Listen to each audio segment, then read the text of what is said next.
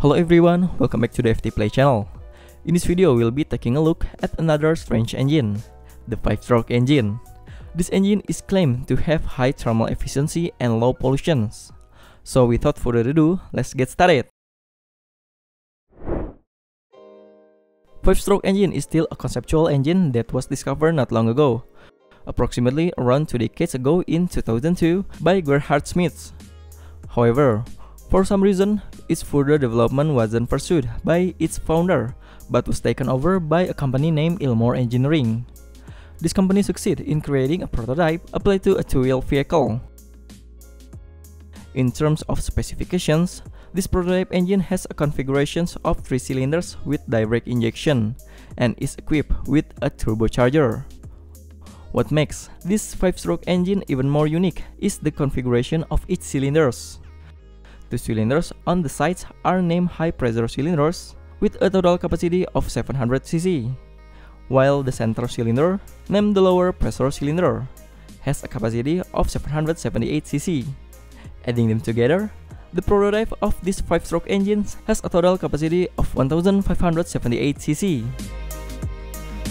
Moving on to the claimed output power of this engine, is around 130 horsepower at 7000 rpm, with a maximum torque of 166 Nm at 5000 rpms. It's noticeable that despite using 3 cylinders and nearly 1500 cc, the output power seems adequate compared to a same capacity of 4-stroke NA engine. However, the actual output power relies on a forced induction system, making the claimed output power somewhat reliant on this system. Now let's dive into the anatomy and mechanics of this engine.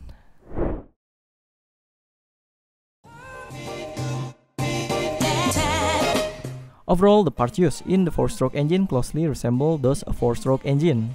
The reason being, the 5-stroke engine targets production efficiency, aiming to minimize prolonged and complex research, ultimately attracting potential investors. Let's get into the component of the 5-stroke engine. Firstly, there's a crankcase. Next, the crankshaft supports the 3 pistons. Thirdly, the connecting rod. Then, the component includes timing gear and timing chain. Fifthly, there's the cylinder block at the top. Sixthly, there are 3 pistons positioned as mentioned earlier, 2 pistons for the HPC and 1 larger piston for the LPC located in the center. Moving to the top, there are 2 direct injection units, specifically for the HPC. As we can see, the LPC doesn't have an injection unit, making this engine quite unusual. Additionally, in the HPC there are 2 spark plugs. Moving on, the valve system used is the DOHC. However, if we observe, this DOHC valve system differs slightly from the typical DOHC systems. Firstly, the timing gear used has a different ratio. Usually, the rotation ratio between the timing gear on the camshaft and crankshaft is 1:2. In the 5-stroke engine, the rotation ratio between the exhaust cam and intake cam is staggered. This means that for every 1 power cycle, it produces 1 rotation of the intake cam and 2 rotations of the exhaust cam. So, those are roughly the components used in the 5-stroke engine. Additionally, the 5-stroke incorporates a forced induction system turbocharger. Now, let's delve right into how the 5-stroke engine operates.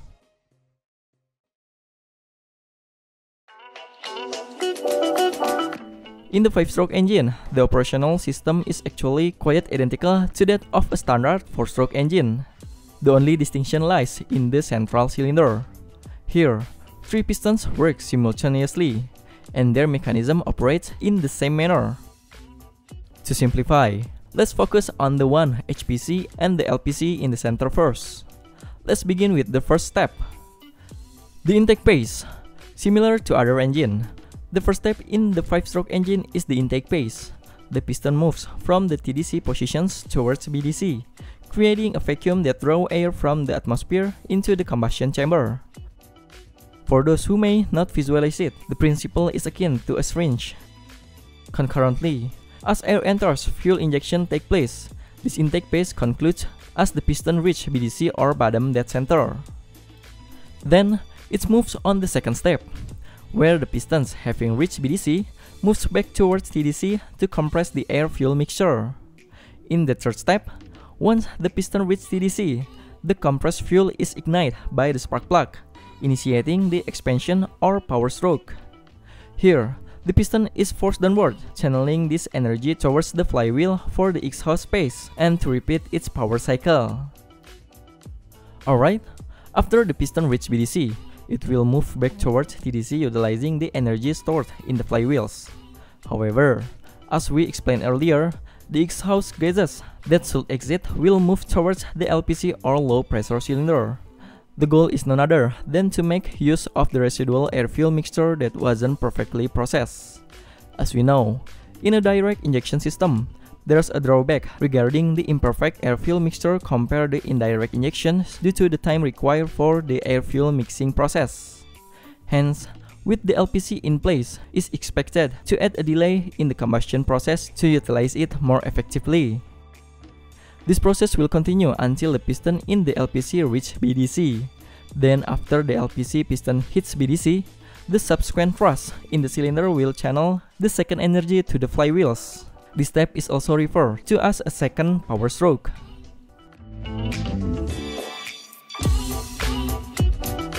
After the LPC piston reaches BDC, the power cycle concludes with the exhaust space. Here, the LPC pistons move back towards TDC, coinciding with the opening of the exhaust valve, releasing the efficiently utilized exhaust gases into the atmosphere.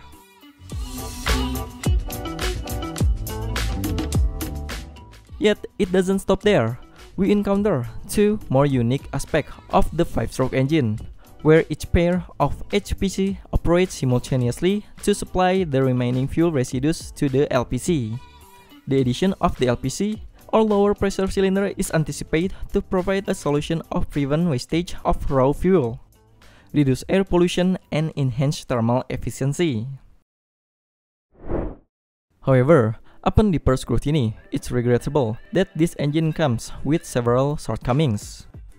First, significantly additional moving parts lead to a reduction in the power-to-weight ratio, as only 2 pistons produce the pure power stroke. Secondly, it requires a larger engine bay space, making it inapplicable for two-wheel vehicles. Poor accelerations when applied to vehicles, heavy reliance on a forced induction system to function. The increased complexity of moving parts also escalate assembly costs. Here we can conclude that the accumulation of this shortcoming will diminish the interest of potential investors. Not to mention the presence of the electric motor in the market, which offers high torque, fewer components, and higher thermal efficiency. Clearly, this factor could instantly jeopardize the existence of the 5-stroke engine. And that's all the information we have for this video. As usual, if you have any criticism, suggestions, or questions, feel free to join the discussion in the comment section below. I'm signing off, see you in the next video, and thanks for watching.